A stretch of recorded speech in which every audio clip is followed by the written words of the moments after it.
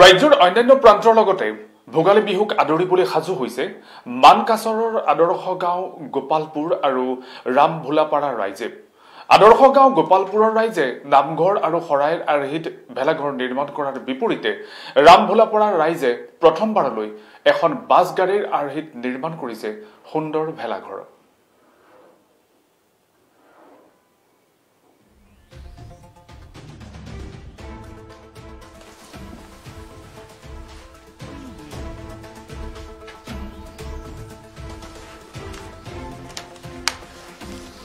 ৰাজ্যজুৰি ভোগালী বিহুক আদৰাৰ ব্যাপক প্ৰস্তুতি দেখিবলৈ পোৱা গৈছে। আনন্দ উৎসাহৰ মাজেৰে সকলোৱে পালন কৰিব বাপুতিসাহোন ভোগালী বিহু। ৰাজ্যৰ অন্যান্য প্ৰান্তৰ লগতে মাঘ বিহুক আদৰিবলৈ সাজু হৈছে মানকাছৰৰ আদৰ্শ গাঁও গোপালপুৰ আৰু ৰামভোলাপাৰা ৰাইজে। আদৰ্শ গাঁও গোপালপুৰৰ ৰাইজে এইবাৰ নামঘৰ আৰু শৰাইৰ আৰ্হিত ভেলাঘৰ নিৰ্মাণ কৰাৰ বিপৰীতে ৰামভোলাপাৰা ৰাইজে প্ৰথমবাৰলৈ এখন বাছ গাড়ীৰ আৰ্হিত নিৰ্মাণ কৰিছে এটা সুন্দৰ ভেলাঘৰ।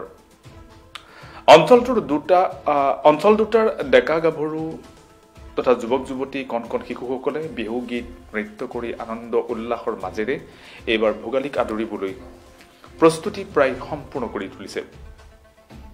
এনেদৰে ৰাজ্যজুৰি ভোগালী বিহুক আদৰাৰ ব্যাপক প্ৰস্তুতি দেখিবলৈ পোৱা গৈছে। ৰাজ্যৰ অন্যান্য প্ৰান্তৰ লগতে মানকাছৰৰ আদৰ্শ গাঁও গোপালপুৰ আৰু ৰামভোলাপাৰাৰ ৰাইজে এইবাৰ দুগুণ উৎসাহ উদ্দীপনাৰে বাপুতিসাহোন ভোগালী বিহুক আদৰিবলৈ প্ৰস্তুত হৈছে। আদৰ্শ গাঁও গোপালপুৰ ৰাইজে নামঘৰ আৰু শৰাইৰ আৰ্হিত ভেলাঘৰ নিৰ্মাণ কৰাৰ বিপৰীতে ৰামভোলাপাৰা ৰাইজে প্ৰথমবাৰলৈ এখন বাছ গাড়ীৰ আৰ্হিত নিৰ্মাণ কৰিছে আটকধুনীয়া সুন্দৰ ভেলাঘৰ। আৰু উৰুকা নিশা এই ভেলাঘৰতে ভোজ ভাত খাই অঞ্চলটোৰ ডেকা গাভৰু বুঢ়া মেথা সকলোৱে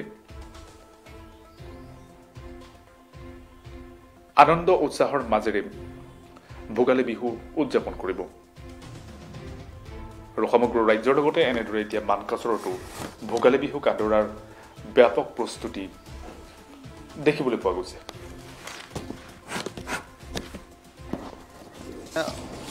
নথৈ আনন্দিত হৈছোঁ।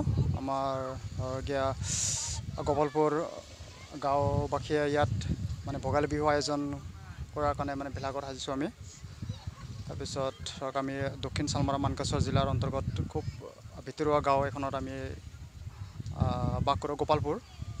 ইয়াত মানে অসমৰ ভিন ভিন প্ৰান্তৰ দৰে আমি ইয়াত মানে উলহ মালহেৰে মানে মাঘ বিহু উদযাপন কৰিবলৈ চেষ্টা চলাইছোঁ। সেইটো আৰু মানে প্ৰথমবাৰৰ বাবেতো নহয়, আচলতে আমি পৰম্পৰাগতভাৱে মানি চলি আহিছোঁ। তো এইবাৰ অলপ জাক জমক কৰাৰ কাৰণে চেষ্টা চলাইছোঁ। সেইটো আৰু খুব ভাল লাগিল, মানে সকলোৱে মিলিজুলি কাম কাজ কৰিছে। তো খুব আগ্ৰহেৰে কাম কৰিছে, খুব ভাল লাগিল। তো মানে নথৈ আনন্দিত